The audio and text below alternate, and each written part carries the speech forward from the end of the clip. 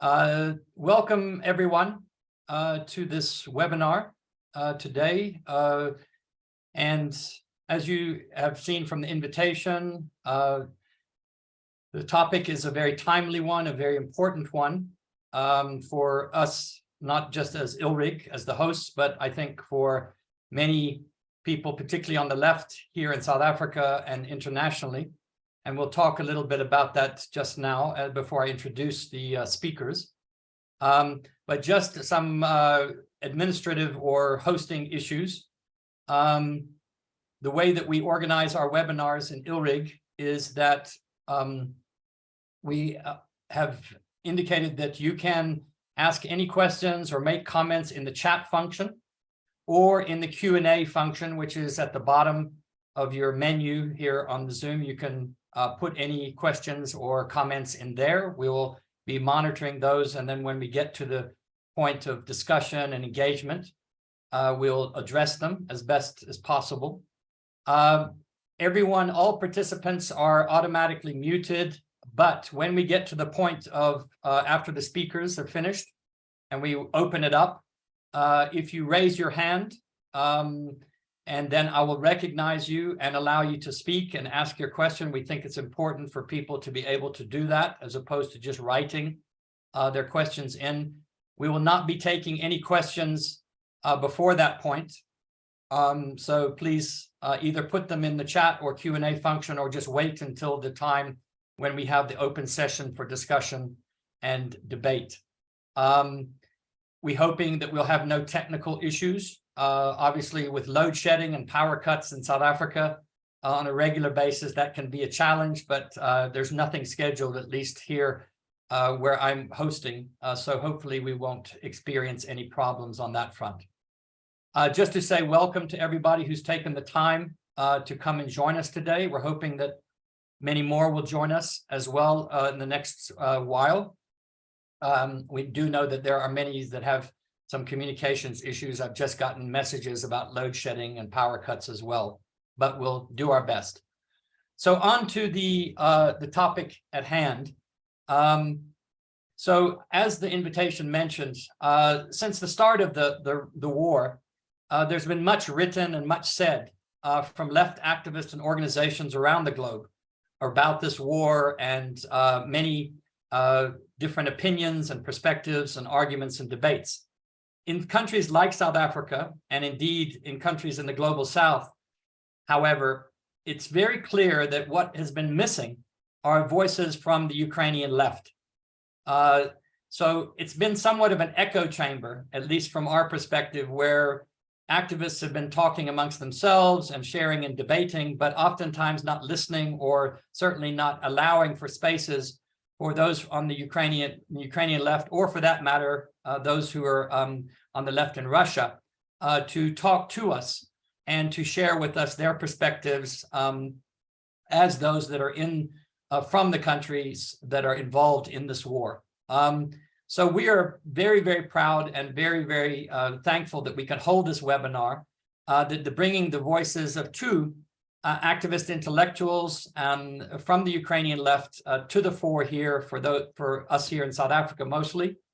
And as you'll see, they will speak to the character and the role and the perspectives of the Ukrainian and, where possible, and the Russian left, as well as to critically engage with some of the perspectives and arguments relating to the war that are coming from some of the governments and from left organizations and activists internationally, but also in the global South. So the first speaker that we're going to have is Anastasia Rybchuk.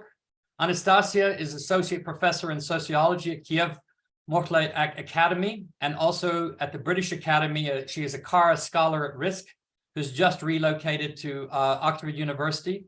She's also a member of the editorial board of Spilin, or the Commons Journal, which is a Ukrainian left journal that has been around for a while.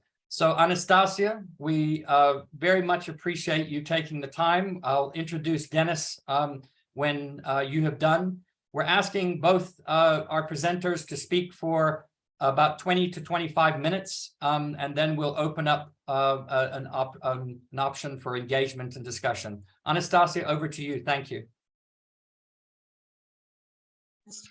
Thank you very much. Can you hear me okay?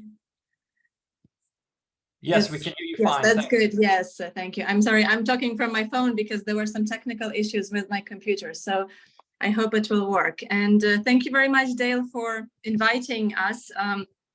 I, in particular, have a very warm sentiment towards South Africa and South African comrades. I spent 5 years at the University of Johannesburg at the Center for Social Change, doing research on service delivery protests, social movements, labor movements. Yeah, in particular, we went to Marikana several times with the group.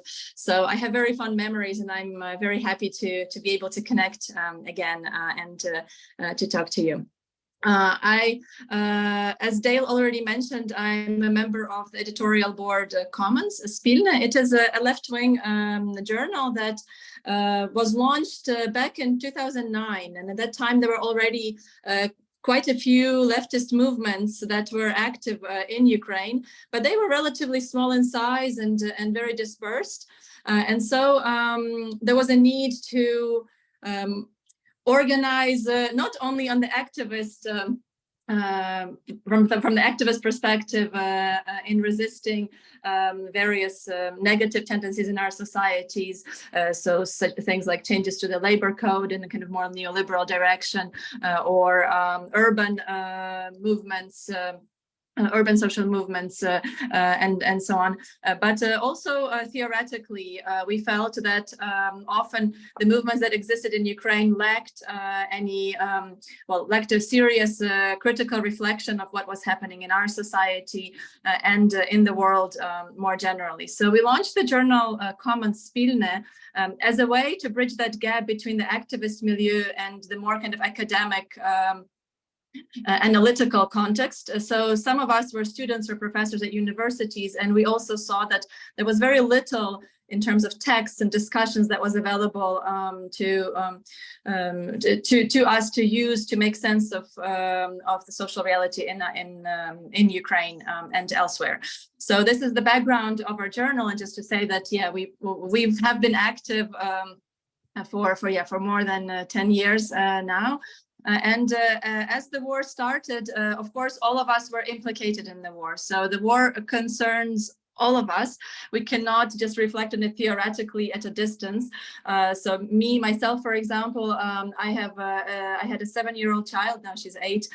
We had to leave Kyiv in the very first day as the tanks were approaching the capital, and we became refugees. So I have this experience of being displaced with a small child.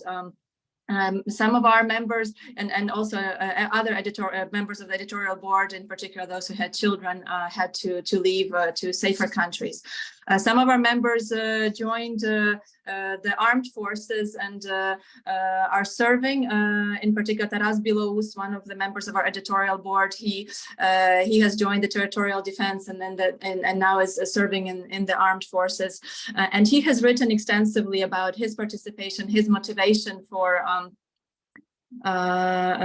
joining and for joining the Ukrainian resistance, and a lot of that material is also available in English, and you're welcome to read from the perspective of our editors who are also very practically involved.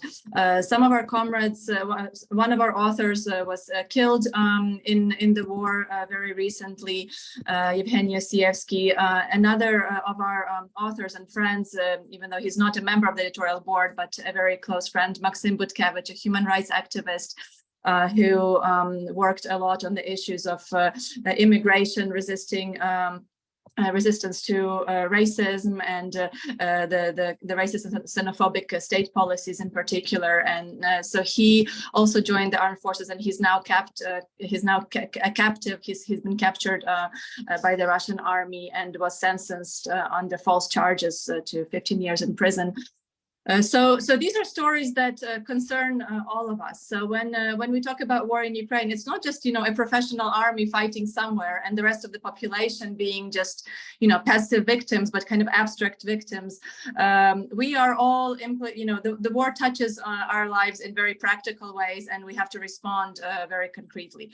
So this is just a little bit of the background, and just an awareness that when we speak about the war of Ukraine, virtually every Ukrainian would have someone who's fighting or who was killed or who was injured in this war.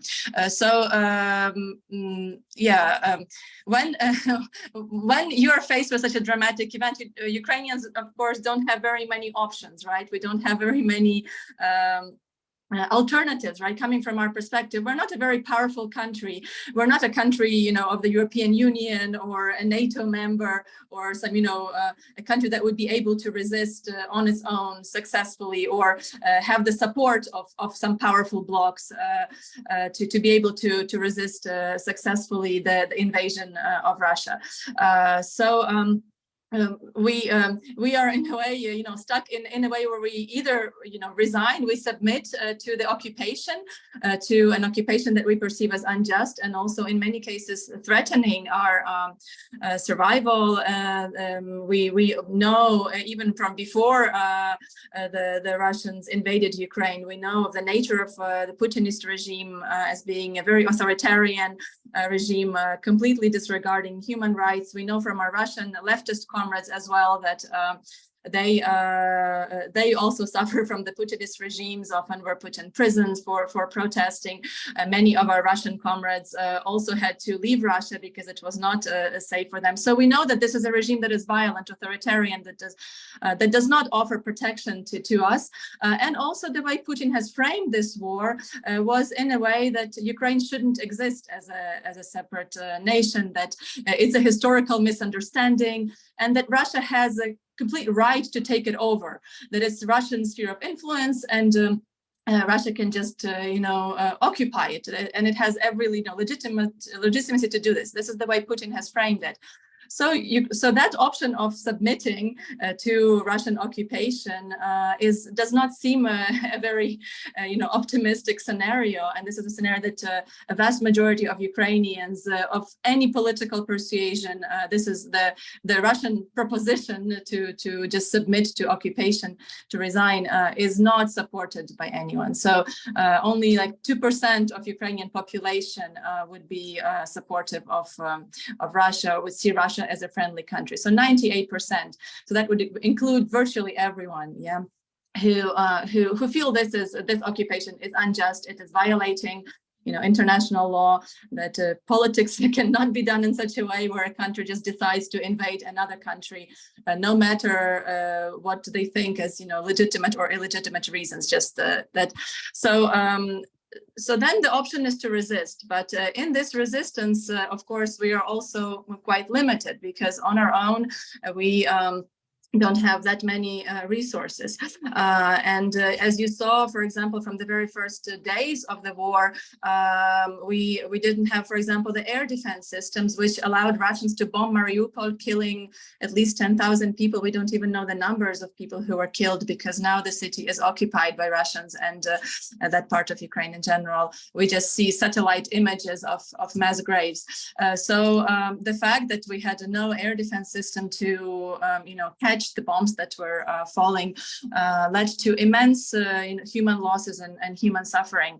And the fact that now at least we were able to secure some air defense is actually saving lives of Ukrainians. So I visited Kyiv recently in May and for 2 weeks, and we had almost no day without Russian bombs falling on the city, a city where 3 million people continue to live. So it's a city, a civilian city, right? It's not a war zone.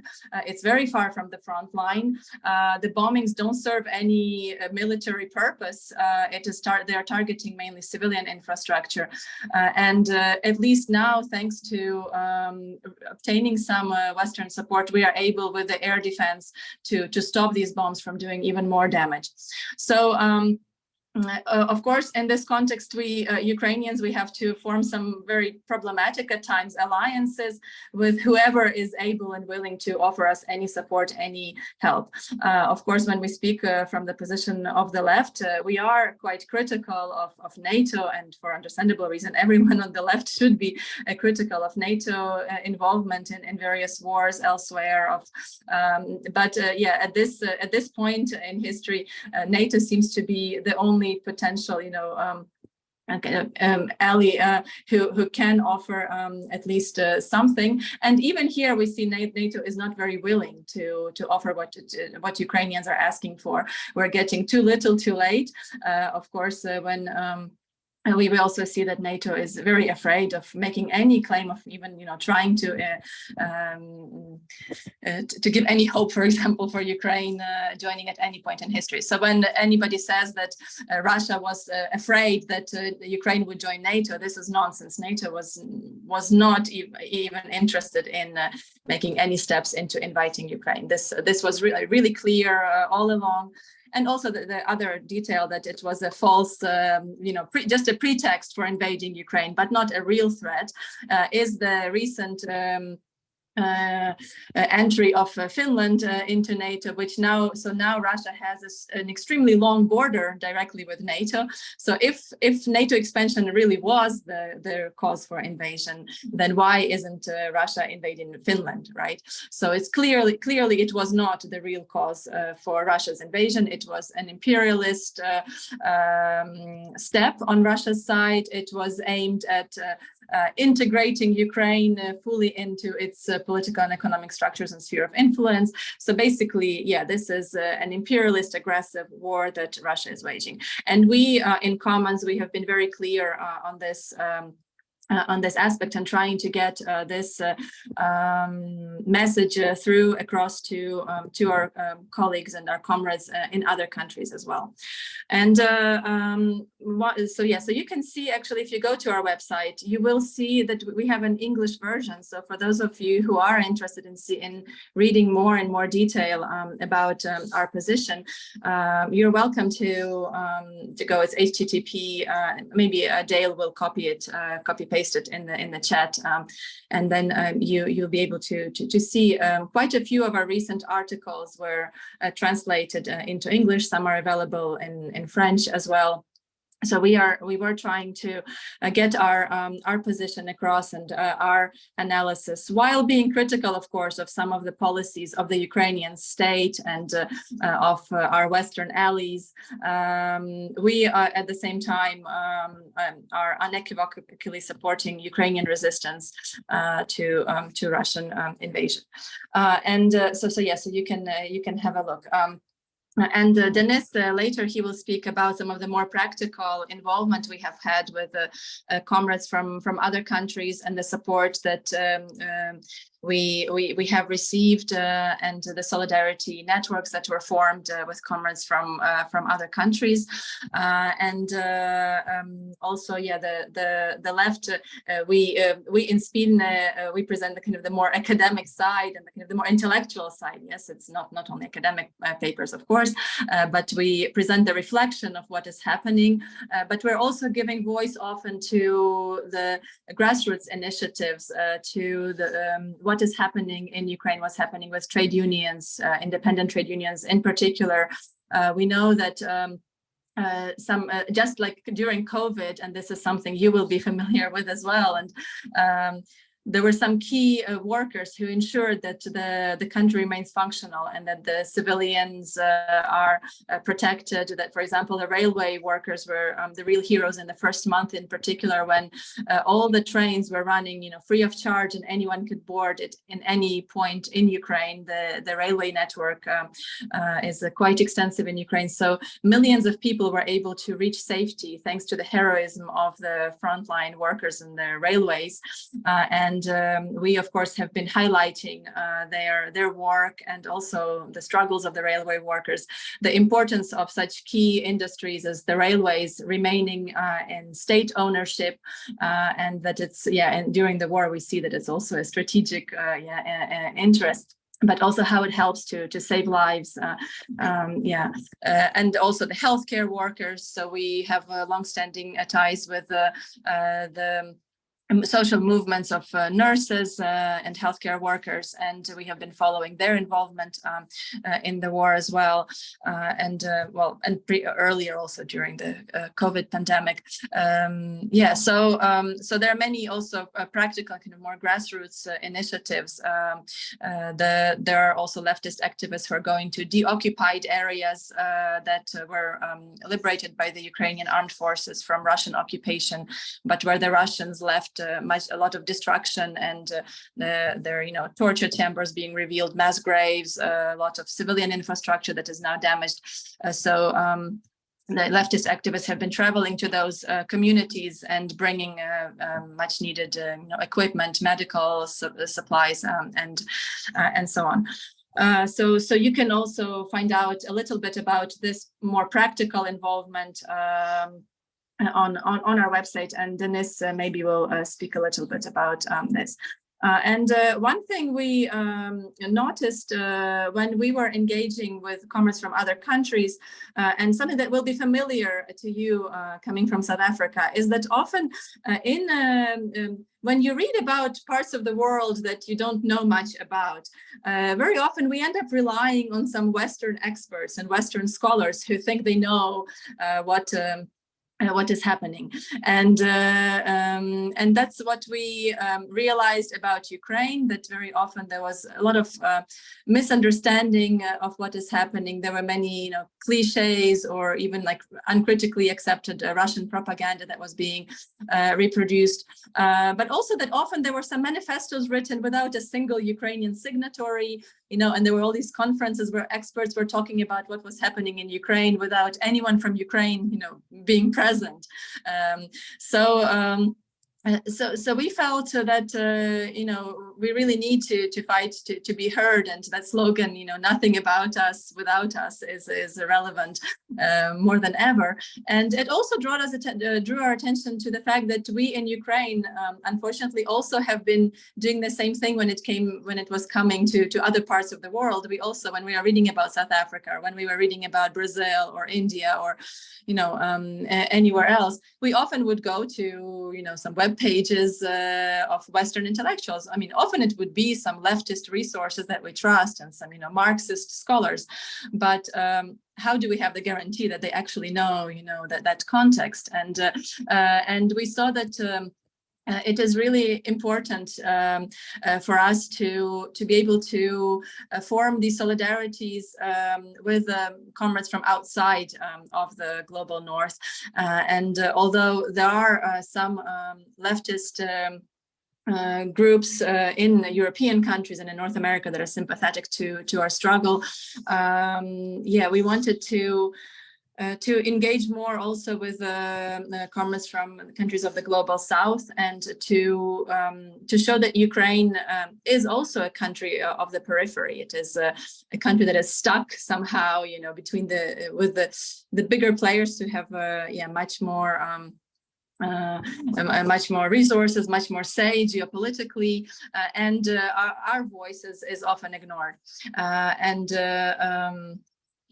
So we in Spilne, in Commons, realizing that gap, realizing that need also, we launched a project that is called Dialogue of the Peripheries, and it was just started a few months ago. So it's not like hundreds of papers, but we do have a dozen of papers and interviews already, in English in particular. So those of you who would like to look at what we're trying to do and how we're trying to build those dialogues, you're welcome to have a look. So we are translating some articles that we find important, but in particular, we want to do interviews also with activists from other countries. We currently have an interview with Kavita Krishnan, a communist activist from India, who left her party on her position on Ukraine that was countering the pro-Russian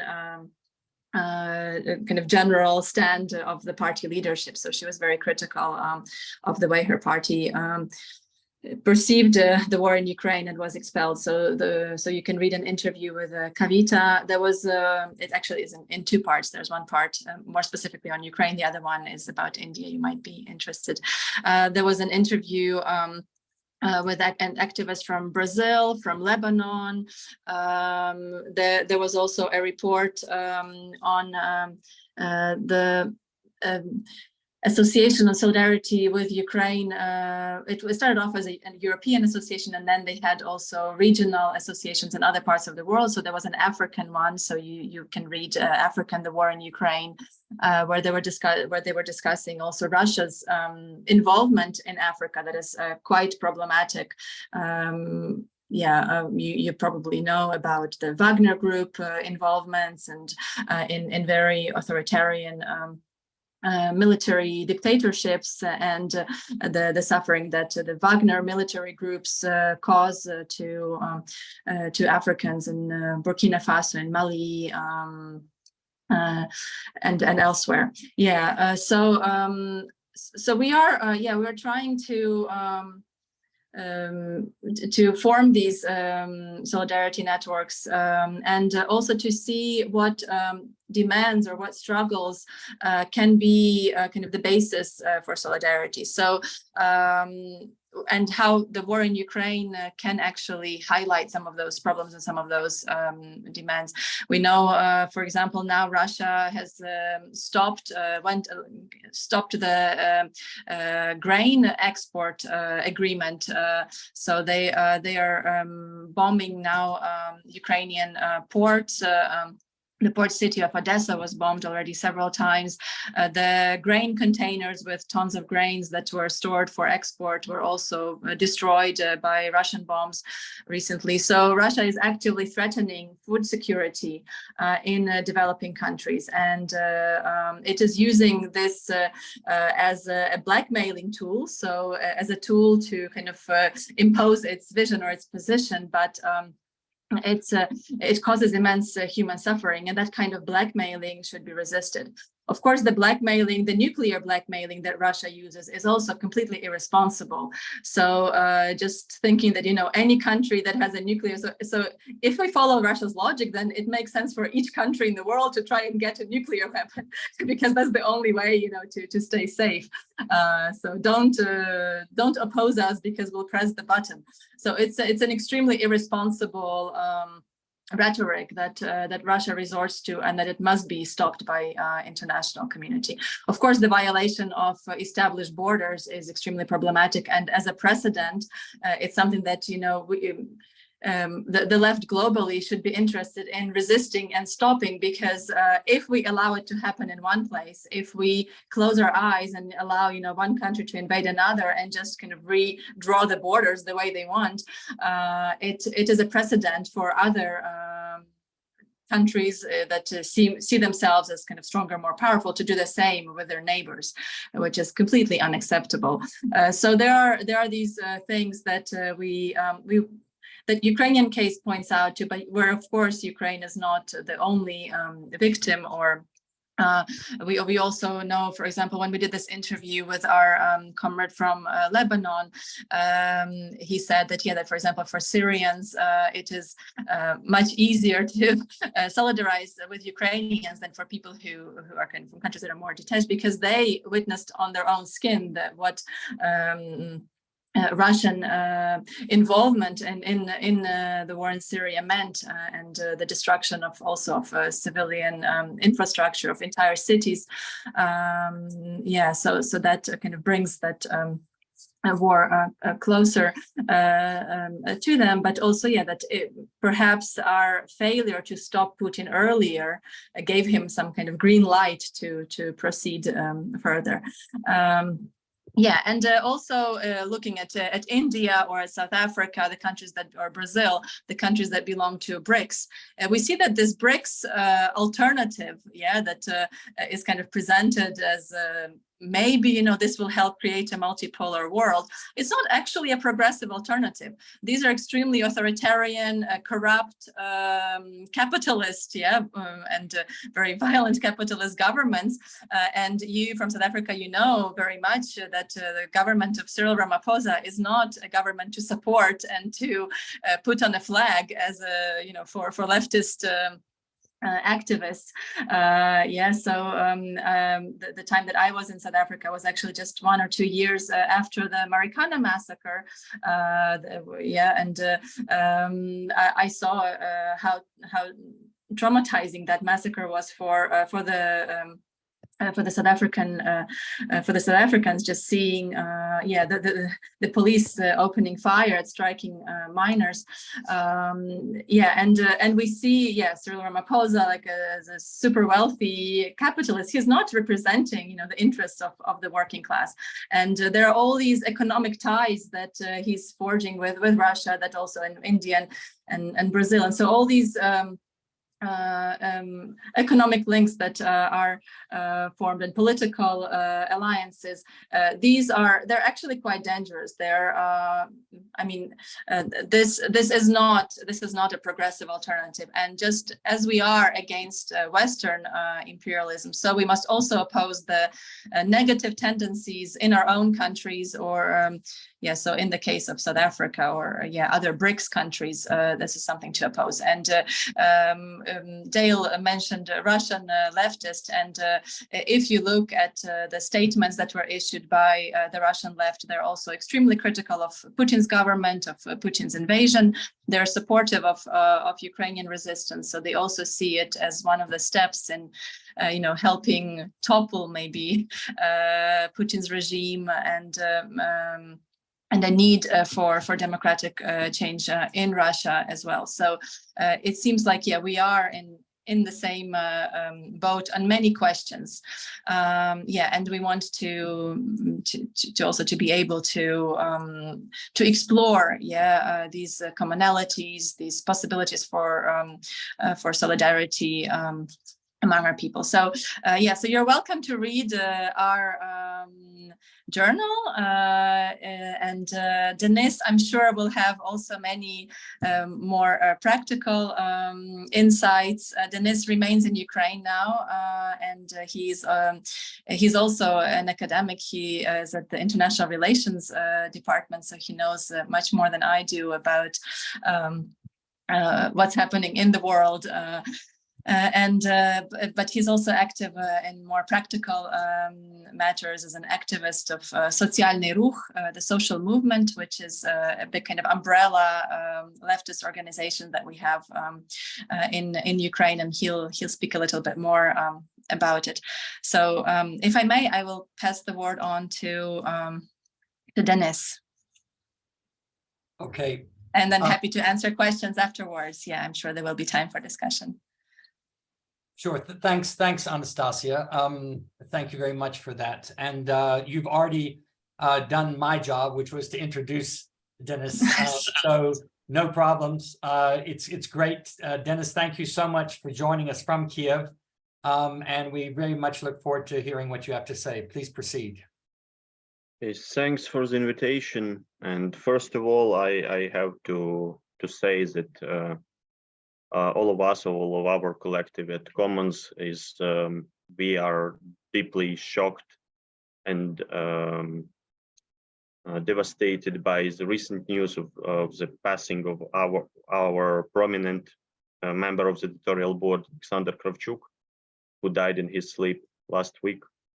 And thus, I have no coherent presentation. It may be chaotic, so I will be glad to answer your questions, more specific questions, in the Q&A session.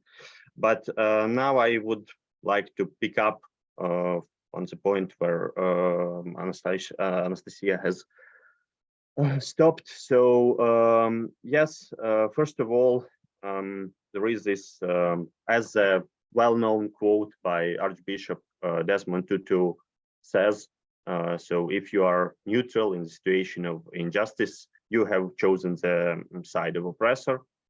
and Ukrainians, people of Ukraine, aren't the first ones.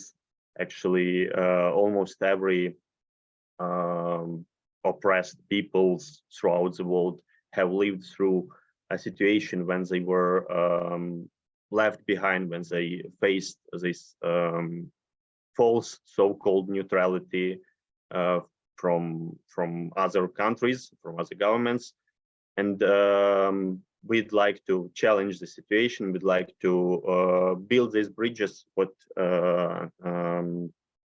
my colleague has already mentioned about the project of the dialogue with the peripheries at the Commons Journal, to bridge together people from Ukraine and more broader Central Eastern European region, and the peoples of the so-called Global South, people from Latin America, Africa, the Middle East, and Asia, and Oceania, to really share our very specific, but in many patterns, very similar stories of colonial, post-colonial, neo-colonial oppression, semi or peripherality, and to find out that there is much more common in our cases that should boost our solidarity than those things that divide us. And one of those things is, of course, the general ignorance that is widespread. Again, here in Central Eastern Europe, people are generally ignorant about the sufferings of lots of people throughout the world. But now we see that in many cases there is the same about Ukraine in the situation of unprovoked aggression by the far-right authoritarian regime of Putin, as it was unleashed on Ukraine more than a year ago. And since that point, again, Anastasia has mentioned lots of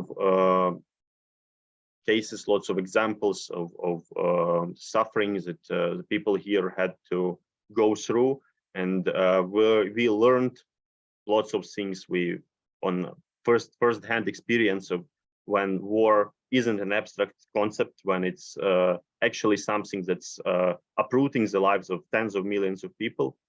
And then you can get used to many things. You can get used to constant air raid, alert sirens. You can get used to running to the shelters or to the underground metro. You can get used to, again, a thing that you've already mentioned that is well known by people in the Global South, but also we here in Ukraine experienced in the 1990s this power cuts, power shortages that were the result of the deliberate campaign of Russia targeting civilian infrastructure throughout Ukraine to have us freezed out and left without any running water or electricity in winter.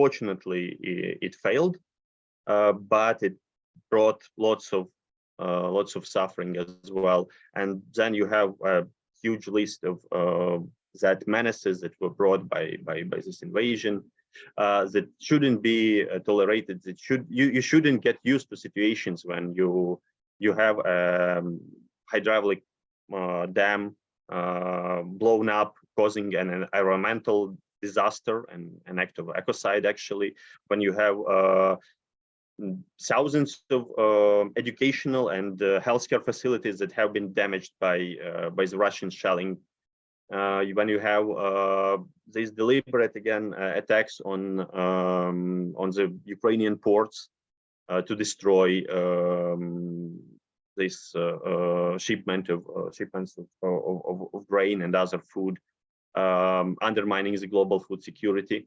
And the list goes on. And obviously you can't get used and shouldn't get used to a situation when your everyday life is reading a never-ending list of obituaries from people from all across Ukraine, from all regions, all backgrounds, who have fallen to this criminal imperialist aggression. Again, Anastasia has mentioned our author Evgeny Sievsky, who was killed near Bakhmut. We also had articles by actually a Russian anarchist, a founder of the co-founder of the underground combat organization of anarcho-communists that is doing this railway war inside Russia, who was also killed together with two other internationalists, one from Ireland and another an African American activist, again in the battle for Bakhmut. And you have everyone has relatives or people whom we know who were direct or indirect victims of this war, including numerous civilians, especially in those cities that have been affected heavily by the Russian hostilities, especially again in the eastern and southern part of Ukraine, where Russian occupation is ongoing and where this Russian conquest in places like Mariupol, but also smaller cities and towns in for instance, Donbass region, have been literally obliterated by this Russian invasion, just destroyed to the ground. This is a reality everyday reality we are facing throughout this almost a year and a half. And this obviously needs a mobilization of the entire population to resist this invasion. And actually, Ukrainian resistance, you can find lots of components of its success to contain further Russian advance, and also repealing the Russian forces from the north, from Kyiv region, from parts of east, Kharkiv region, and parts of south, like the city of Kherson. But I think that the crucial one is this general readiness of the almost entire population, men and women from all ethnic, language, and whatever other background, who have joined this resistance in a way or another. Both people who went to the military and who, as Anastasia again has mentioned, like the railway workers or healthcare workers or emergency workers, and in general, essential workers who keep the country afloat, who keep the things running, and who actually provides infrastructure for others to survive. And also you have people, millions of people who have been involved in spontaneous solidarity networks that emerged immediately after the invasion. And again, this humanitarian relief work is crucial to both helping those people who had to flee from the war-torn regions, the internally displaced persons, and also who become refugees in other countries. And it's also essential to keep the country running. So these are mostly people coming from the working classes, from for instance, again, this backbone who prevail inside the Ukrainian military. You will again find people mostly coming from, again, you will have people from all backgrounds, but mostly from either big industrial cities or smaller towns and countryside. And these people who have been in their ordinary lives, teachers, miners, metal workers, all types of manual and intellectual work, you can imagine, who had to take up arms because this was the only option, because we have been and are still facing this prospect of being obliterated, not just as a separate subject, as a separate republic, separate Ukrainian identity that is denied by the Russian leadership and Putin himself, who constantly blames, for instance, the Russian Revolution and the Bolsheviks as if they created Ukraine, and that it has to be reversed, and there shouldn't be such thing as Ukraine as a separate people, but also our mere physical existence, given the fact how many people have been murdered or suffered from this sheer amount of violence that was unleashed by the Russian invasion. So this brings us to the issue what the entirety of Ukrainian people, but also the Ukrainian left has been doing in the times of invasion. And if we mention our organization, the social movement, that's a democratic socialist NGO that strives to build a grassroots leftist party from below and bring together people from the trade unions and the militant trade unions and from other progressive social movements, feminist, environmentalist, and so on. So we've been engaged in both providing this everyday volunteer humanitarian effort alone or in cooperation with other initiatives like the anarchist libertarian left group Solidarity collectives that supports both those leftist, anti-fascist and union activists who have joined the armed resistance on the front line in the ranks of Ukrainian territorial defense and Ukrainian armed forces, but also the people in the regions affected by the war and to those who had to flee them. Also we are engaged into building this broader international solidarity that would also raise important political questions that actually concern not just Ukraine, but the entirety of the globe.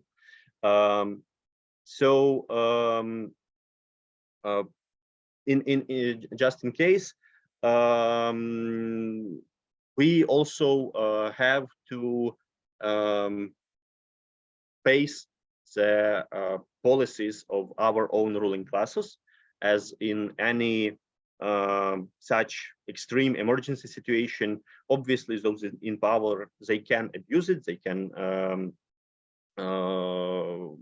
use the situation to push through some unpopular, antisocial, and particularly in this case of the first months of the war, anti-labor reforms. So actually, for some time, it seemed that the Ukrainian trade unions, and we here have two major trade union entities, that is Federation of Trade Unions, that's a continuation of the mostly old Soviet official unions that in many cases are just pawns of the management, but in some sectors like the construction workers, they have become really combative.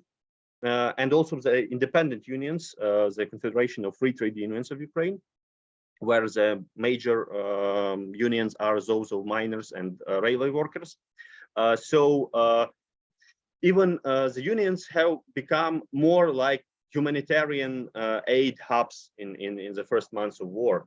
So in many cases, it was up to us as a leftist organization to bring the attention of the public, both in Ukraine and abroad, to some steps that were pushed through by the neoliberal MPs and people in the ministries, who actually grabbed this opportunity to push even more austerity, more some kind of neoliberal policies, like curbing some of the labor rights on some of the workplaces. So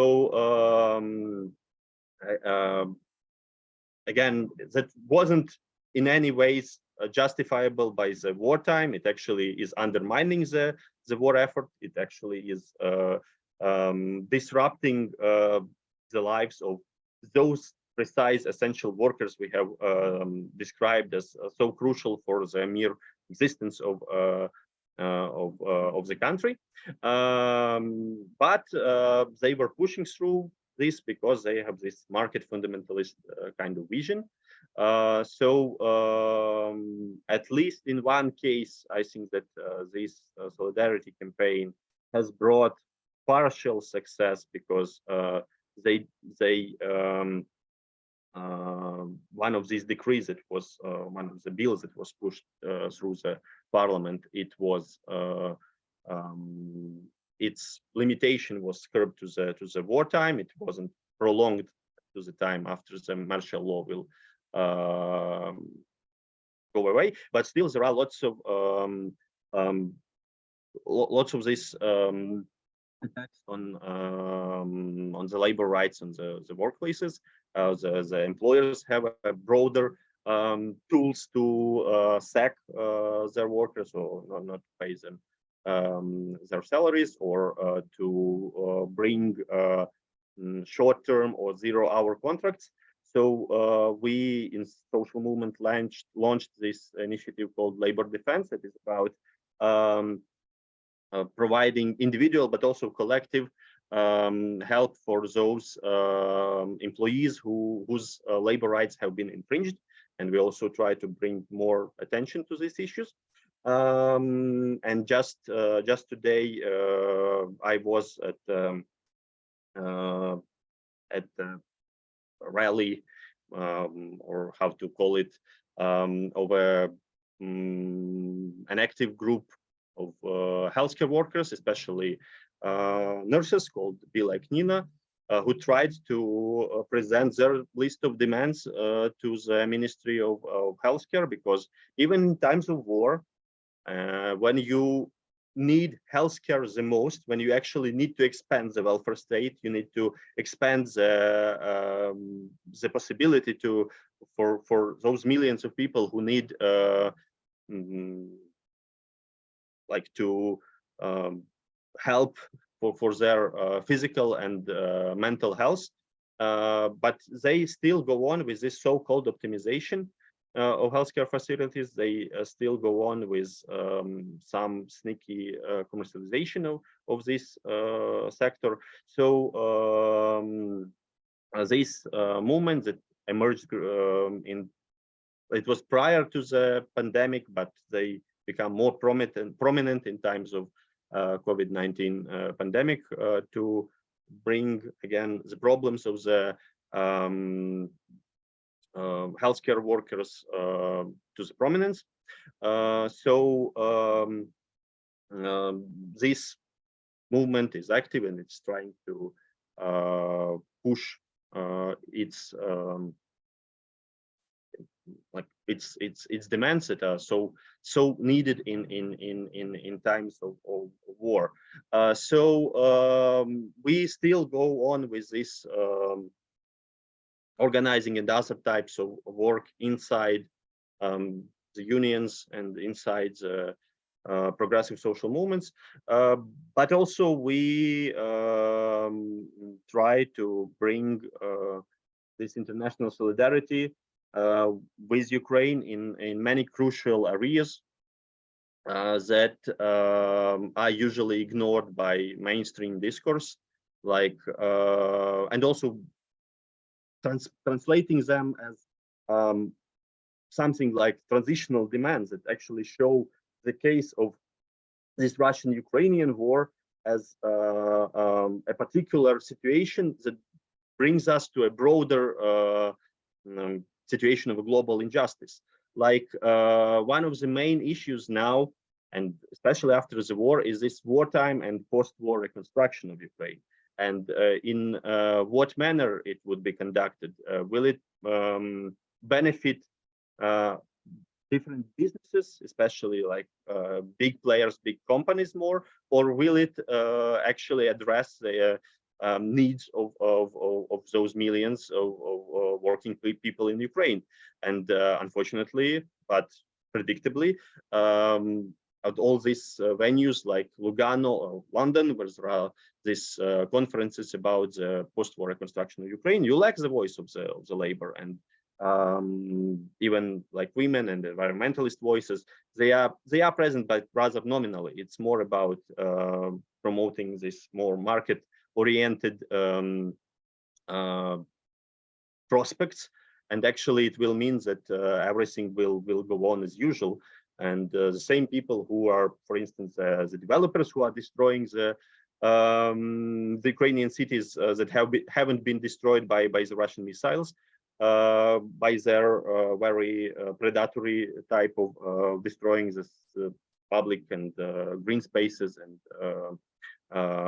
so on. So they will be in charge, or we will bring the needs of the local communities and also the needs of those construction workers that would be involved into this reconstruction process in the front line.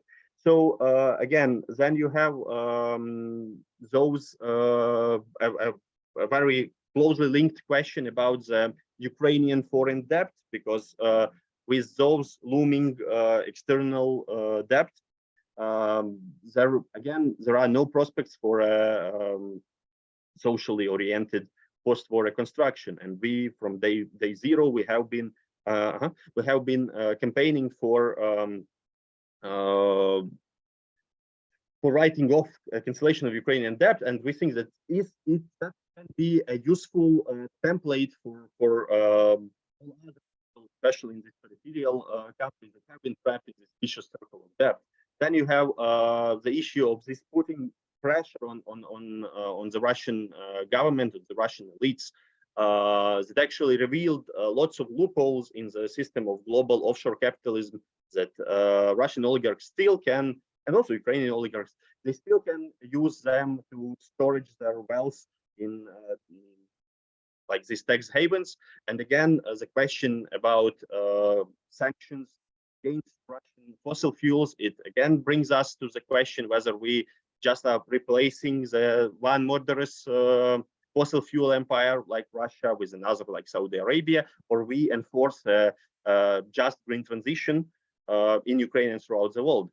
So these are these major issues, but to push them, there is only constituencies that can push them. And this is the global left movement. And here we unfortunately have met lots of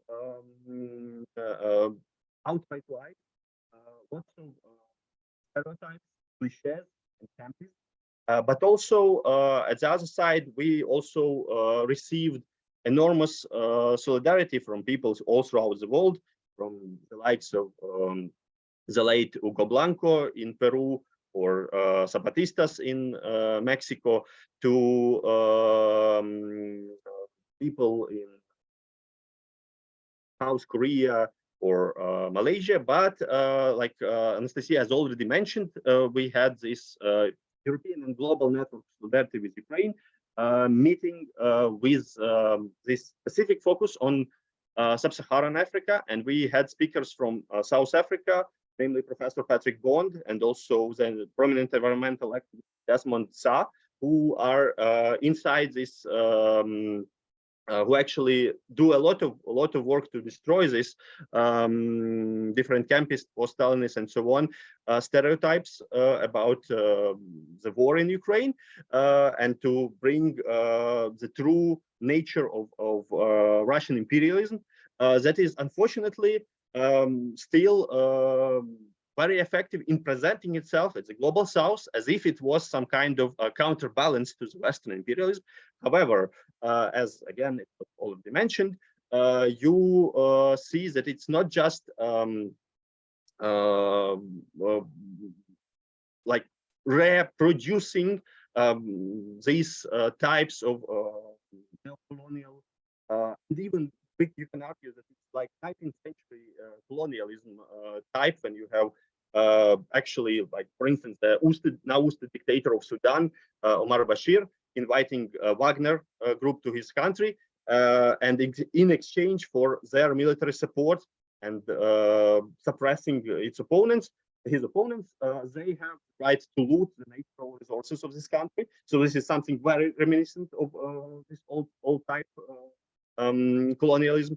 And again, you have all these military dictatorships that are specifically backed by Russia, and even the most recent coup in Niger, when you had democratically elected left-leaning president ousted by a military coup. There are already some reports that there may be some ties to the Russian interests. And again, you see that it's not like Russia is the only one that's supporting authoritarian regimes. Again, you have like the likes of Paul Biya in Cameroon, supported by the West. But Russia is specifically branding itself as if it's this kind of backbone support for these specific military juntas that have come to power in so many African states. And for instance, in the case of Sudan, when you have this ongoing conflict between two factions of the military, both have deep links to Russia and deep links to Wagner Group. And these are people who have like literal blood on their hand, including those who were genocidal acts in Darfur. So Russia is clearly another imperialist predator, but also it's this vision of so-called multipolarity. And Kavita Krishnan, who mentioned, she has written about this, that it's actually a vision that denies any kind of agency, any kind of subjectivity for smaller peoples, smaller nations. So this is a vision about big players, the West, like the US, Russia, China, maybe India, maybe Brazil. They are the only ones who can decide for everyone else, and they just have to reshape the world into their own spheres of influence. And then, of course, you have yes, okay, so I'm finishing, and I wanted just to address specifically this South African situation from what we see here.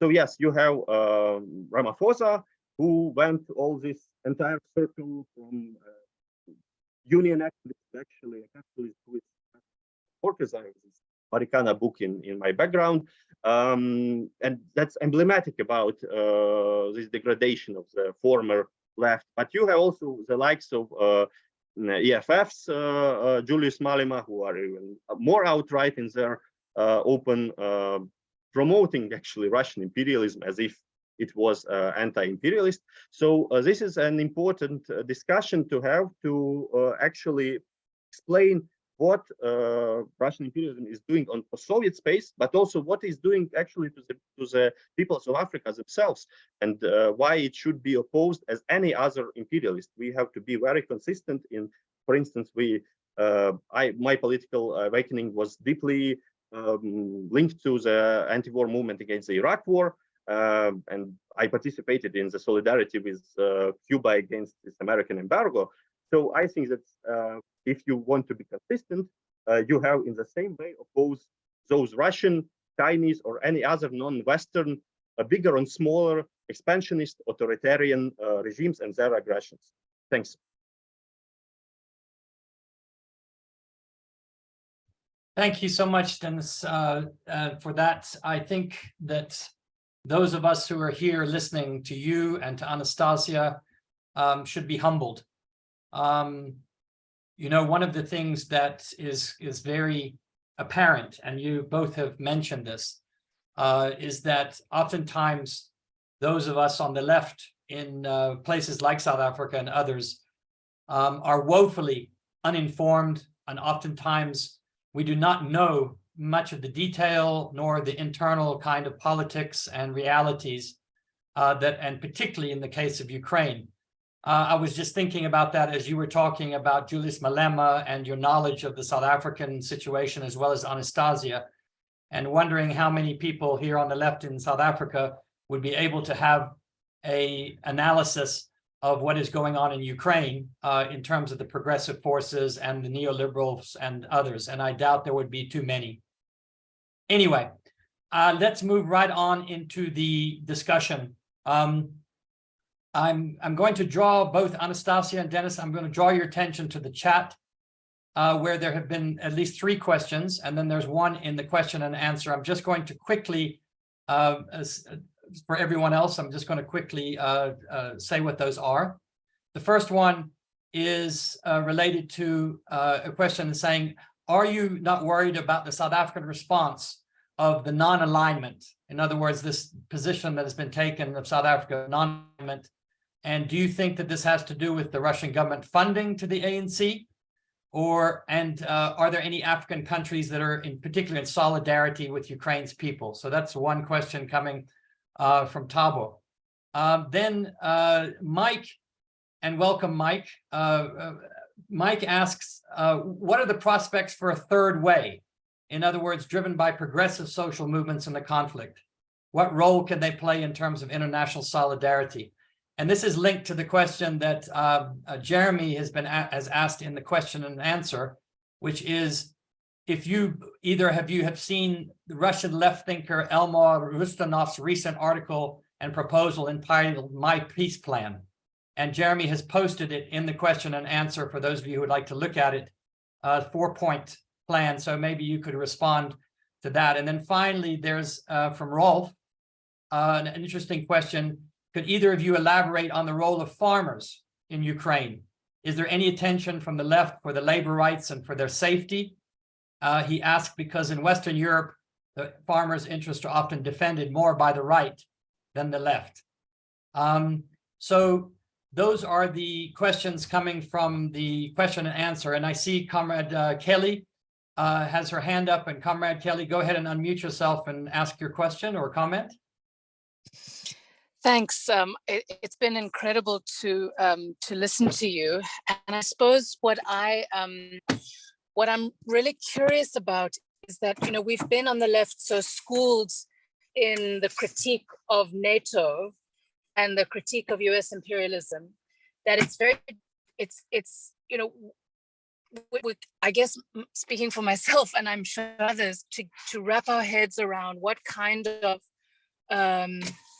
what you're asking from us in terms of formulating Russia as an imperialist power and what kind of imperialism you're asking us to consider when we look at Russia. So, so much of the media that's coming out is coming out of the US, and the left in the US are, of course, trying to critique US imperialism, and many other parts of the world are trying to critique US imperialism. So I suppose what would be so helpful from you is to try and get a sense of what are the stakes in asking for an analysis of Russia as an imperialist power for Ukraine. How do we think about that exit from the Soviet Union? How do we think about the claim on Ukraine that Putin is articulating? How do we think about that as imperialism? Can you try and give us some analysis and some language that can help us understand how we would articulate that? Thanks. Okay, thanks, Kelly. So I'm going to hand it over to, I don't know who would like to go first. I can start, yeah. Okay, I actually wrote to Dennis to look at the link on that peace plan article because I'm on the phone, so I can't look at it. Yeah. You need to start with my video. Okay. Yeah. Okay. Good. Do you hear me? Yes, we can hear you fine. Good. Thanks. Yeah, so I wanted to start with the question about Africa and whether there are any countries that support Ukraine. And first of all, I want to distinguish between, like when we speak about countries, we understand that no country is homogeneous, right? And often when you see a regime supporting Putin's government, a political regime of a certain country, it doesn't mean that the people in that country are all pro-Putin, right? So it usually means that the regime in that country has some vested interest in that kind of support, economically, politically. Maybe Putin's government has promised something, right? Or maybe they're already implicated in various corrupt deals. We know like Russia is involved like in arms trade. Yeah, we already mentioned Wagner Group involvement and so on. So when we see a certain government supporting Putin, we we obviously need to ask, like, what is the interest, their vested interest, and also not necessarily associating the interests of the governments with the interests of the people. There were interesting studies done about how much legitimacy Putin has in the eyes of citizens of various countries in the world, and it included the countries of the global south, and we see almost everywhere in the world that Putin's legitimacy as an effective leader, or someone who's able to govern his country and offer also an alternative for the world in some way, that positive view of Putin has declined dramatically in the last decade. So we see that there is no kind of 100% unequivocal support by the population in most countries in the world of Putin's war. So that's the first point I wanted to make, is to decouple the governments and the people. Most of the time, of course, the people they just find it that it's too far, that they know nothing about it, and there's so many other problems to think about, and it's perfectly understandable, right? So most of the time there wouldn't be like a very strong position or argument that, for example, working class movements would be able to form. But it's definitely not like 100%. If we see, for example, Ramaphosa aligning with Putin and being friends with Putin, it doesn't mean that South Africans are all thinking the same. And we in Ukraine were aware, so we are not, when we see Ramaphosa visiting Ukraine and Russia recently, we know that he doesn't represent all South Africans. Yes, of course, there are countries that on the African continent that are more critical of Russian invasion than others. So many African countries, they just cannot afford to take sides, also because they have very few resources. They're very dependent. Economically, they may be very dependent on Russia and maybe kind of stuck in that sense. They may be trapped. So that was also part of what Russian imperialism does. It also traps these smaller countries in the global south, on the African continent in particular, making them dependent and unable to stand up against Russia's invasion. But there are countries, of course, that have been more kind of consistently. So I'm thinking, for example, if you look at the UN votes, I think Kenya has been more pro-Ukrainian. And also we know in many cases there's in the country you'd have different voices. So you can find individuals who are critical of Russian invasion. In the South African context, I know in particular of the work of Patrick Bond, who has done research on and commented critically on the BRICS, and thus he's probably aware of these oligarchic links that South African government has with Putin's regime, and this is something to criticize and to oppose. At that meeting, the Solidarity Network with Ukraine that Denis already mentioned, that Patrick Bond was among the people who were present and who spoke very much against Russia's invasion. I know also Dale wrote a piece about the hypocrisy of some people on the left, in particular in South Africa, but in other places elsewhere. We also quoted Zwelithini Vavi, one of the activists of the trade union movement in South Africa, where he said that that we should oppose the illegal occupation of eastern Ukraine by Russian troops in the same way that we fought against American invasions and military operations in the Middle East. So that's referring back to what Denis just said at the end of his presentation about the consistency, that if we are opposing one kind of invasion, then we need to oppose when other countries do the same thing, right? So if it's a similar pattern that we're observing, then we need to be consistent in our criticism and opposition. So even if it's not like the entire country being, having a unified stance, we definitely see many voices in the global south and on the African continent in particular, who have voiced their criticism of Russian invasion. A different question about the farmers. It's a completely different vein, but I can say just a few words. Of course, farmers are a very difficult social group to mobilize for the left.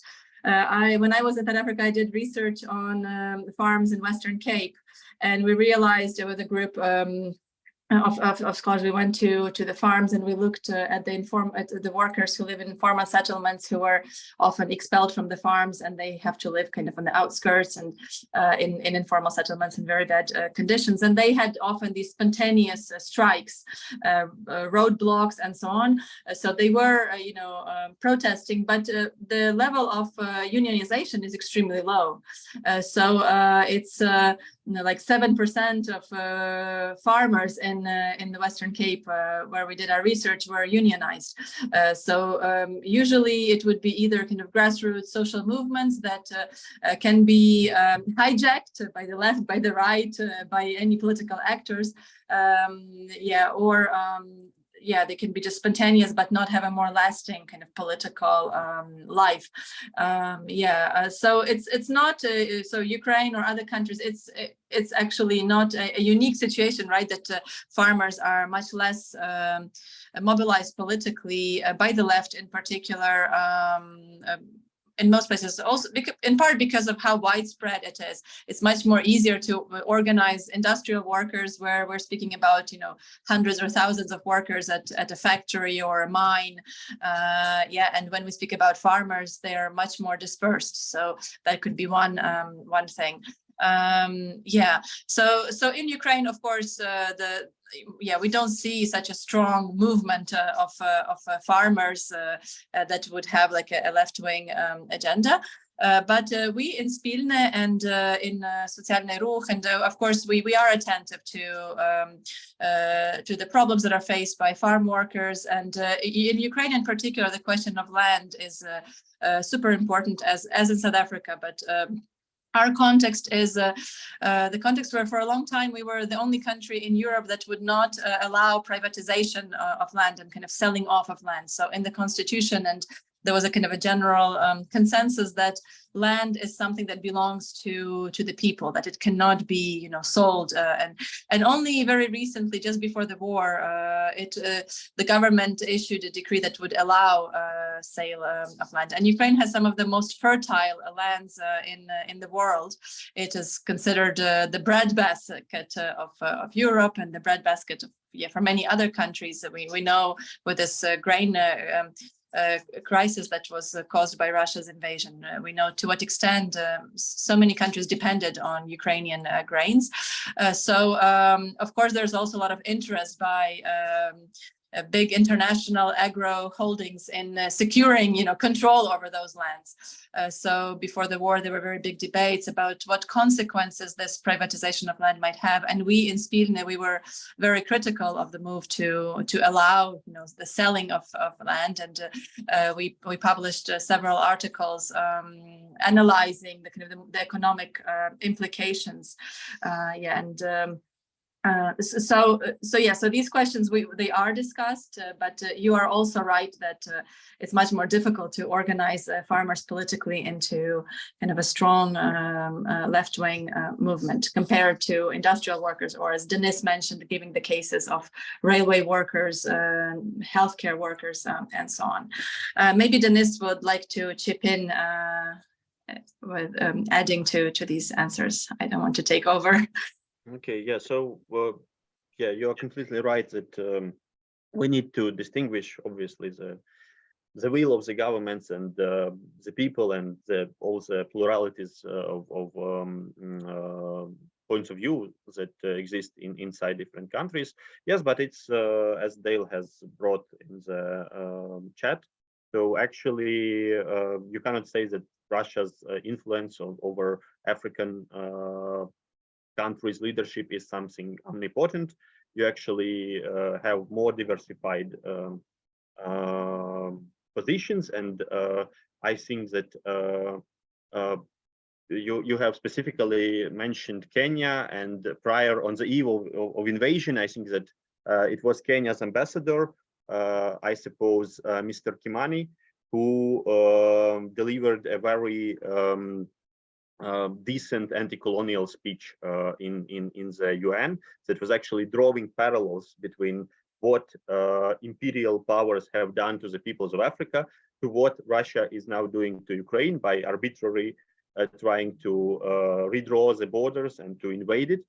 And together, I think with the interventions of Serhiy Kislitsa, who is a Ukrainian representative at the UN, they were very coherent in their anti-colonial message.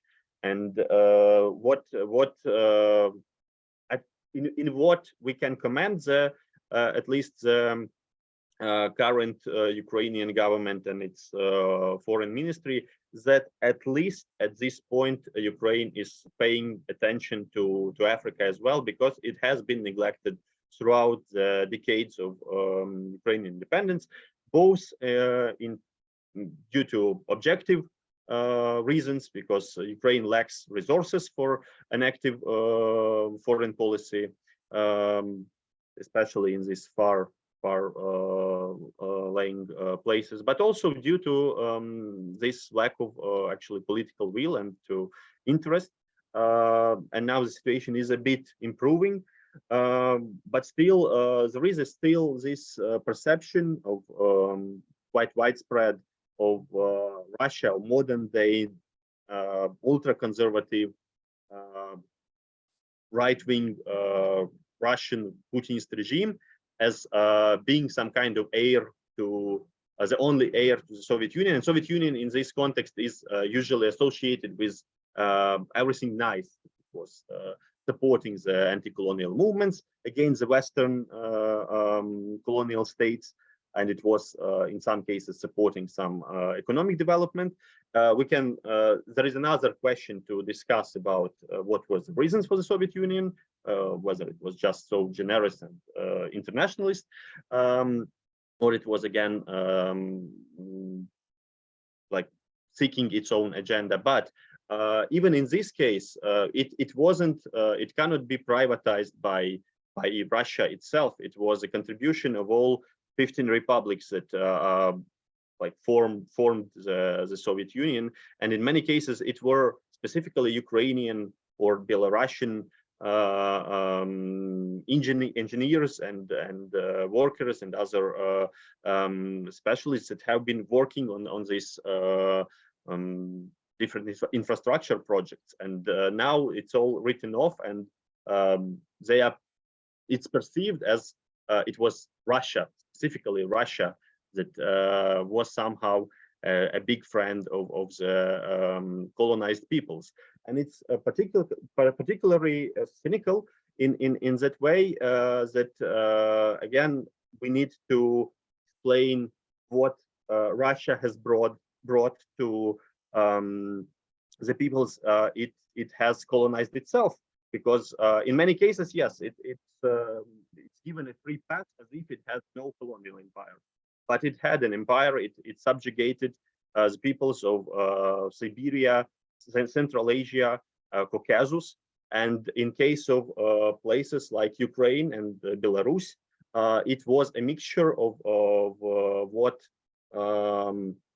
more Western European colonial powers have done to their overseas colonies, but also to what they have done to places like Ireland or Scotland. And for already Mikhailo Dragomanov, who was a Ukrainian socialist-leaning national figure in the 19th century, he has drawn these parallels. And again, you can find lots of similar patterns, and you can see how Russia's policies have brought enormous destruction, including in 20th century. And here again, we need to re-evaluate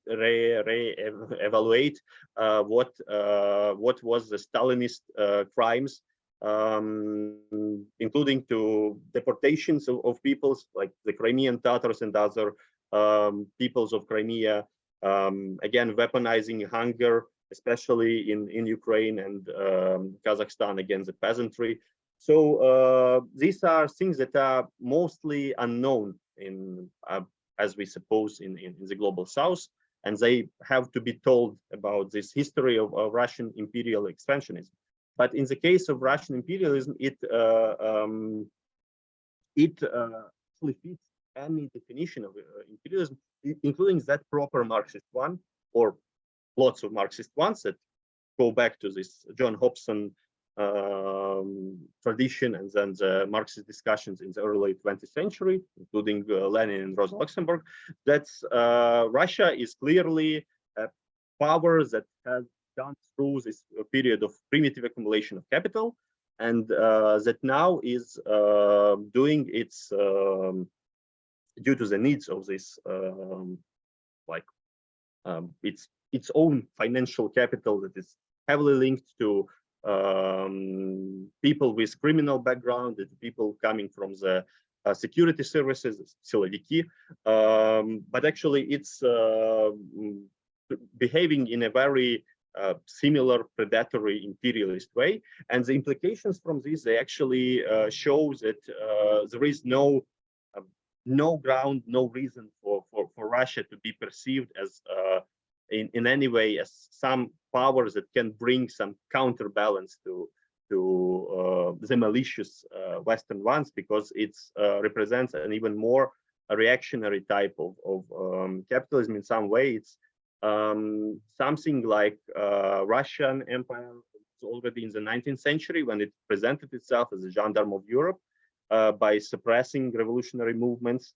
Then it was, for instance, in Hungary and in the 19th century, and now it was literally suppressing helping the elites to suppress the protests in Belarus, in Kazakhstan, and acting as this, ultra-conservative watchdog of the status quo, and actually perceiving any kind of popular movement, any kind of revolt and revolution as something that cannot emerge from itself, from below. It's always they always try to present these movements as being inspired by some foreign intelligence. So it's always about some kind of conspiratory way of thinking and conspiracy theories.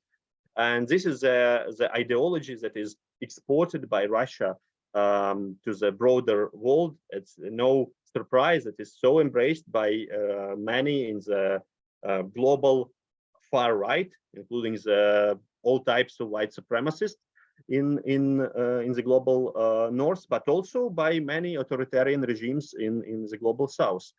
So I also wanted to address. There was this question about Elmar Rustamov, who is one of the few people, I think, in Russia coming from this so-called Marxist-Leninist, you can call it Stalinist tradition, who actually are pretty decent in their anti-war position, but it still it still is very abstract. It's wishful thinking, because what force can bring in the situation when the hostilities stop and Russian forces by themselves retreat to the internationally recognized borders of Ukraine? So there is only way, unfortunately, to enforce this scenario when Russia is actually forced to withdraw, because it's not going contrary to what it tries to present, especially for the people of Africa, that it's somehow seeking peace. Russia isn't actually seeking peace. Russia is seeking the occupation and partitioning of Ukraine. That means terror. That means extrajudicial killings and lots of very brutal war crimes. And it also doesn't bring any kind of peace. It doesn't bring any kind of stability. Instead, it sets precedent to be repeated by other aggressors, that you can just grab another country's territory. You can grab the people living there. You can subjugate to your brutal will, and you will be rewarded actually for this. So this is something that the only way to stop this is actually to support Ukraine, including in military ways. This is why I think it's naive that you can just call to stop the supply of any kind of foreign weapons. Those who who have been involved in union organizing that knows that the brutal boss, he will listen to you only if you have power on your side, if you have this brokering position, if you can push through your demands, if you are a worker at his workplace. So again, in the case of Russia, there is only way to enforce Russia's retreat from the occupied regions, and it's supporting Ukraine in every way, including that military one. Yes, so I see that there are more comments, including that role that Ukraine has contributed to peacekeeping missions in Africa. And actually, again, it was very important. And in case of Bosnia, in the post-Yugoslavian wars, Ukrainian peacekeepers, they actually prevented another Srebrenica to happen when they protected the civilian Muslim Bosniak population. Actually, Ukraine has performed pretty well on the international arena. Ukraine was among those countries, the first one, and then Kazakhstan and Belarus followed in giving up its nuclear weapons for the same security guarantees that have been disrupted by the same Russia that was one of the guarantors. So it's showing that unfortunately lots of people on the left, they are so obsessed with speaking about NATO expansion, speaking about some oral promise that was or wasn't given by Secretary Baker to Gorbachev, and they don't even bother to learn what is Budapest Memorandum that was written down on paper, that was signed by Russia, that was brutally destroyed by Russia with its annexation of Crimea, and then started war against Ukraine. So yes, I see the question, does this Ukraine leftist group support USA? No. And we actually try to show that also for the people of Ukraine to have no illusions about Western powers themselves. So they are also, if you go what the US have done, for instance, to Latin America, treating it as its background, overthrowing governments and promoting its vested interests, it's the same that Russia has been doing to its sphere of influence. So we are actually argue for another type of international security architecture that would empower the smaller countries, that would be built on a more egalitarian, more democratic way of international policy, and not this impunity that is guaranteed to those big powers, especially those who are official nuclear powers and official these permanent members of the Security Council. Yeah, so it's again another challenge that should be promoted. Some solution to it should be promoted by both people in Ukraine and in this every other smaller nation throughout the world. Thanks both Denis and Anastasia. We're running a little bit out of time, but I'm going to give just the last 5 or so minutes. And thank you for those of you who've remained. We've lost a few people, but this is a very, very important conversation. And I think we're recording this, and many people who weren't able to make it today have asked for the recording. We're going to make it widely available. I'm going to, Michael, I see your hand. I'm going to allow you to speak and just ask briefly or make your comment or your question. Just unmute yourself, Michael. Go ahead. A short remark and then ask a question. The short remark is just that Russian imperialism in the form of Rosatom, the Russian-owned nuclear agency, has actually contributed to South Africa's electricity shortage, because under the previous president, a deal was negotiated that they were going to build nuclear power stations here. Because South Africa still has a human rights, a Bill of Rights and independent courts, this deal was stopped because there had been no consultation. But it hasn't been completely prevented. It might still, the ANC might still bring it back. And I see that Rosatom is also active in many other African countries who don't have maybe the same protective Bill of Rights and the independent courts that we have. That's my remark. My question is concerning internationalism. We're here today in the name of internationalism. In South Africa, we have, as part of the broad left here, people who are, I see their role of internationalism as including the Russian Communist Party, which is in opposition. And then when I got the invitation to the webinar, I glanced at the Socialny Ruch website, and I saw there was an item there commenting on how the Ukrainian government banned all the parties and activists and jailed people who had any connection with communism and or with Russia. And Socialny Ruch sort of condemned this, but I thought in a very half-hearted way, because it was saying instead of banning entire parties, the government could just prosecute individuals who had ties to Russia.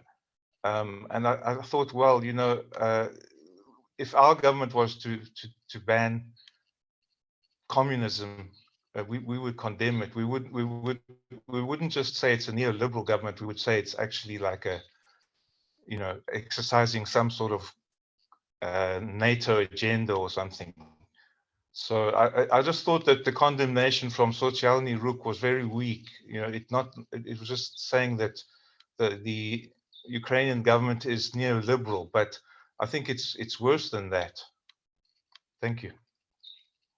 Okay, Michael, thanks. And then we just have, I'll take the one last hand from Professor Haran, who's also, I think, evidently joining us from overseas. Professor Haran, go ahead and unmute yourself, and then you can ask your question or make your comment.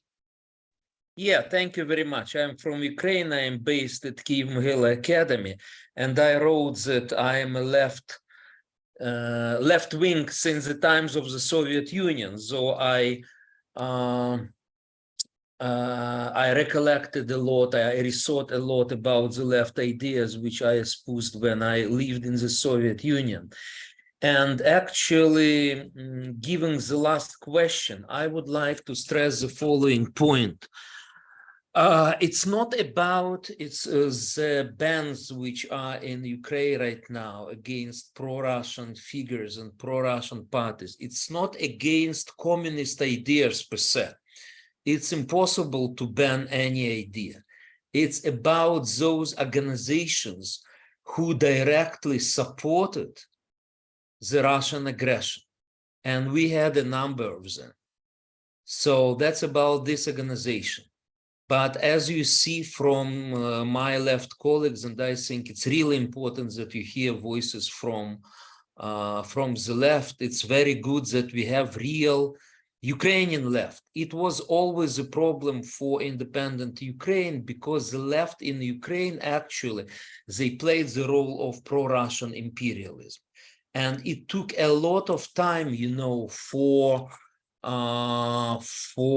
diminishing their role. And finally, with what happened in 2014 and 2022 revealed the role of these organizations which only used left slogans, discredited them, and actually supported the Russian invasion. Again, I think it's not against ideology. We are free country, so you can find a lot of different ideologies in Ukraine, even right now, during the war and during the martial law, from far left to far right. So there are different ideologies. And just one more thing, because I started Marxism in the Soviet Union and history of world communism. So just one point, you know how the first international was created. What was the reason, formal reason for that? Does anybody know? If not, I would remember that the formal impetus for that was the necessity to support Polish uprising against Russian imperialism. This was the impetus for the creation of the first international. And that's why I believe that the left forces, which are truly left, they would be able to support Ukrainian cause fighting for freedom against Russian imperialism. Thank you very much. And I think this idea of having this webinar is really, really important. And I am happy to see young left intellectuals from Ukraine. And I think we should spread this dialogue to other countries, including the countries of global South, where left ideas are popular, like Latin America and others. Thank you very much. Thank you, Professor. And just to say, as a small little left collective, Ilrig intends to try to this to be the beginning of conversations and the kind of solidarity and the kind of connections. You're absolutely right that we're way behind in doing so, I think, from the global South. And so this is a small contribution. And again, thank you for all of those who stayed with us. I'm now going to just ask a couple of questions of my own, and then I'm going to hand over to Dennis and Anastasia for their final responses and comments. The one thing that hasn't really been talked about here is, and which is constantly propagandized by Putin and the Russians, but also in places like South Africa, is this issue that the Ukrainian government and the Ukrainians are right-wing Nazis.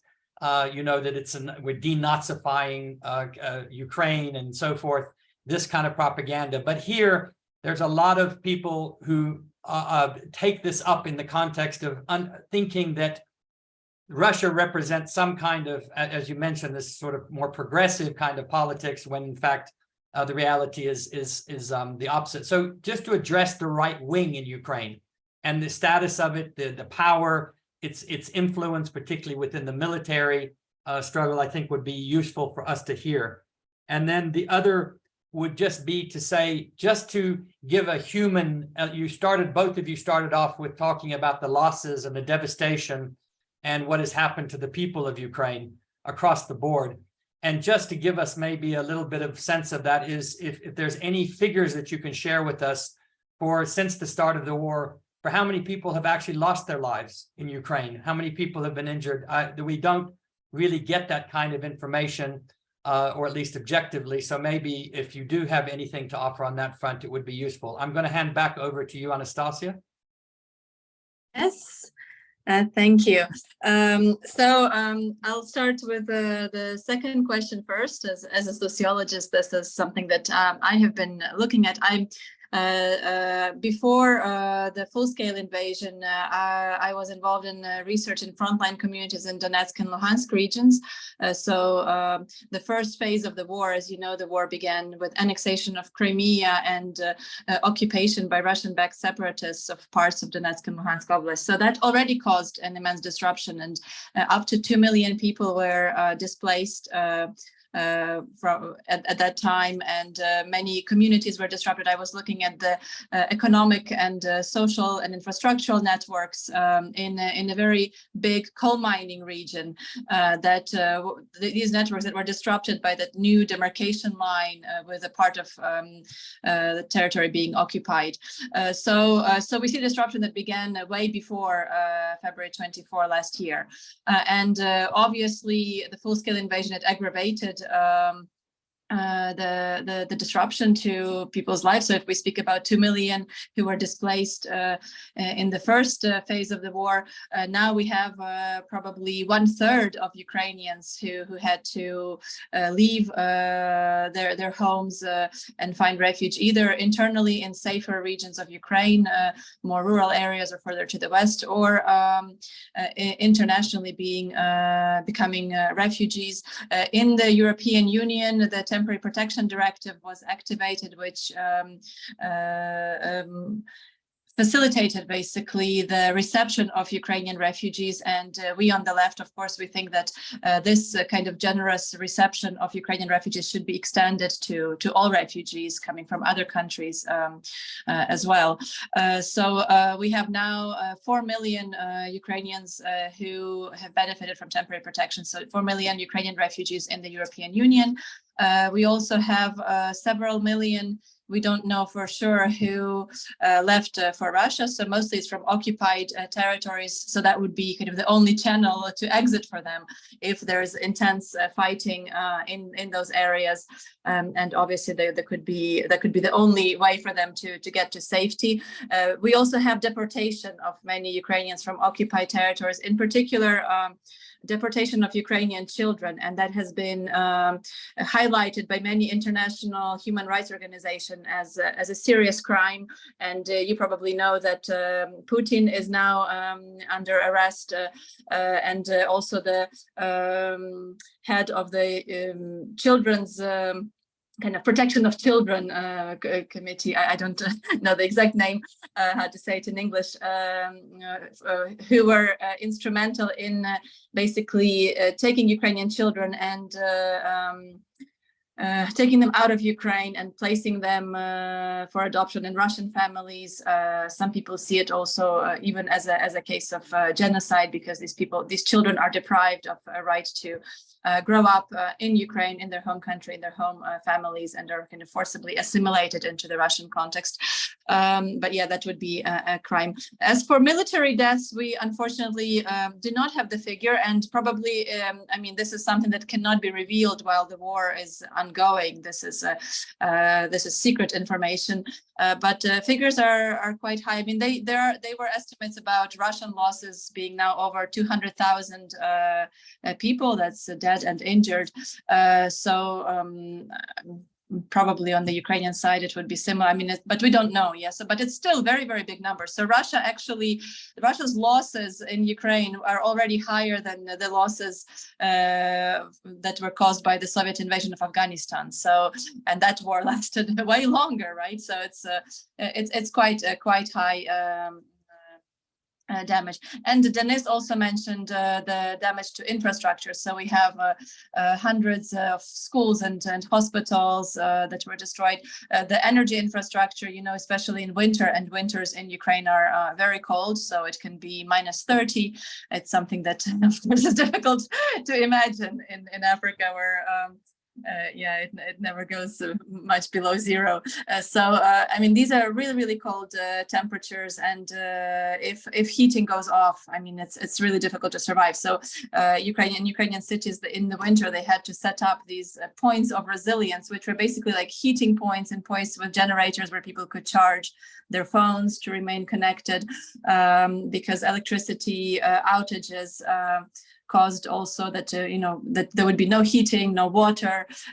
Some people would be stuck in apartment blocks, like on the top floors, not able to go up or down because the lifts were not working. So I mean, that kind of everyday stuff, that's something that Denis mentioned, that even if it's not, I mean, even if you're not affected and that you're not killed, but still just living in that context, hearing air sirens, children having to go to bomb shelters during their classes every time a siren goes off, and that can be several times in the day. So I mean, these are not realities that people should be getting used to. As for the right wing, I think there are several directions in which I could answer. One is that sometimes when we speak about international solidarity and supporting struggles, for example, against colonialism or against imperialist invasions in different parts of the world, it's a bit hypocritical to think that we can only support them if they're an ideal kind of leftist revolutionary government. In other cases, they're not worthy of our support. No, I think if there is a big, powerful aggressor who is doing something that is completely, off, I mean, from a leftist point of view, like any kind of imperialist aggression is to be condemned, even if that government is not ideal. And of course, we know that our government is not ideal. And I can give examples of struggles against European colonialism in Africa, And of course, those struggles were to be supported, and Soviet Union supported those struggles. And as Denis said, many Ukrainian specialists were sent to help with the rebuilding of new African countries. But of course, we also know that these African regimes ended up in most cases not being super progressive. In many cases, they ended up being very authoritarian and very corrupt. But does this mean that we should not have supported the struggle for independence?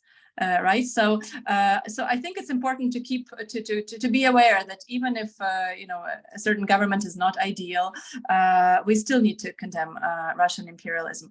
But I think also that this role of the radical right is greatly exaggerated, and it's also part of Russian propaganda to present it that way. In terms of political parties, there are right-wing political parties are extremely weak in Ukraine. They almost never make it to government, or maybe like only one or two representatives. I mean, it's just almost insignificant in terms of party presence compared to countries like France, where they almost won the presidential election, where it's like almost half of the population supports radical right. So this is, in terms of party politics. Of course, in terms of like street protesters, activists, it is the right is more prominent, but still it's not the majority influence, and definitely the presence in government. So if you look at Zelensky or at other key politicians, key political actors, they do not represent the radical right. They may occasionally, of course, as we mentioned, promote some neoliberal policies. They may occasionally play with some nationalist ideas as a possibility for forming kind of political nation to resist invasion. And in some cases, it's not the best kind of choice. Stressing so much kind of on the nationalist rhetoric, but this is not kind of a predominantly radical right. And comparing Ukraine and Russia, Ukrainian government and Russian government, I mean, then the Russian government is obviously so much more radical right, even overtly fascist. I mean, so if you compare the two, I mean, this is just beyond comparison. Russian will score like the highest on every possible criteria that you use for a right-wing fascist country. So that would be my answer. Maybe, I don't know, maybe Denis would like to add something. So yes, I can add that there are this data from the UN about the number of civilian deaths, but it includes only those who are identified. So these are people who are confirmed to have been killed, and it's slightly less than 10,000. But the same, there are estimates again by the UN that it's at least 32,000. And actually, we can multiply this, because again, it's included that many of these places they cannot just register have been killed. So it's in any case, it's tens of thousands of only civilians who have lost their lives. And regarding the issues that were already mentioned about the outlawing of a number of parties of Ukraine, well, we have to distinguish these processes. So the previous government, it started the decriminalization process, and I think I contributed to maybe 5 articles that have that are criticizing this and criticizing the idea of pushing through some right-wing ideological hegemony via this vehicle of but this recent wartime outlawing of this number of parties, it in no way was linked to some of them bearing leftist names. It was because their members were actually collaborators with Russian occupying forces, and this was used as a pretext. And the biggest one is actually the party that included the majority of Ukrainian biggest oligarchs and capitalists. And its MPs, they are still in the parliament, so it's just their legal entity of this party was cancelled. And lots of these parties that claim to be leftists, they were actually pretty conservative, pro-business projects. That even the Communist Party you mentioned, it was in no way a Communist Party. It was more concerned with introducing death penalty. This was its demands, or some conservative values, or defending the mainstream Orthodox Church. So there was workers' rights were nowhere in that, and you shouldn't have illusions about the Communist Party of Russian Federation as well, because again, it was a Stalinist, pretty nationalistic, pretty conservative entities that never was a real challenger to the Russian government. It never was nothing more than a controlled position. And even when there were some genuine left-wing people who joined it, younger and really believing in something beyond worshiping Stalin and the big tradition of Russian glory, most of them, they have been purged for their anti-war position, and just learned what happened, for instance, to Mikhail Lobanov, who was the party's candidate, who got the most votes as an opposition candidate in the last Russian elections. Yes, for his anti-war position, he was actually thrown out from the country. And actual leftists, they are jailed in Russia. So again, it's some kind of continuing this stereotype that Russia is used as something synonymous with the traditions of the revolution, or again, its contribution to the victory in the Second World War. But actually, more than the half of Red Army forces in that war, they weren't ethnically Russian. They were Ukrainians, Belarusians, Jews, Tatars, Georgians, Armenians, and all other peoples. And then it's presented as a some kind of, you know, a manifestation of the anti-fascist essence of Russian people by such merit. So and then people like Ukrainians are presented as 100% you know, Nazi collaborators. That's a very distorted picture of history, and very distorted picture of actual state of policy now. Because again, even though war invokes nationalist sentiment, still Ukrainian government is not just less right-wing than the Russian one. It's less right-wing than Hungarian, Polish, Serbian, Croatian, and you can continue the list from the region. So again, it's reproducing some of the traditional cliches. For actually, we have one far right MP in the parliament. Dennis and Anastasia, thank you so much. I don't think we can express our appreciation for the time that you've taken under the conditions that both of you are operating, particularly from Ukraine. For those of you who participated today, thank you. We've lost a few people along the way, but again, this will get to many others through the recordings. I wanted, just before we close, I also wanted just to say from Ilrig's side, I've been asked to just tell people that we are, Ilrig is 40 years old this year, since 1983, and we're going to be having a 40th anniversary festival in Cape Town from the 3rd to the 5th of November at Community House.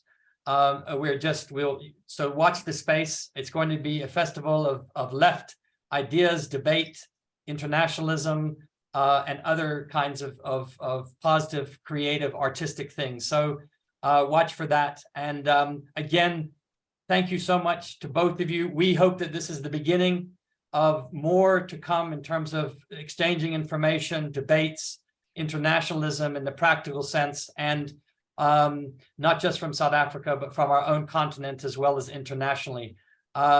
Everybody, please go safe, go strong, and we'll see you down the road. Thank you again.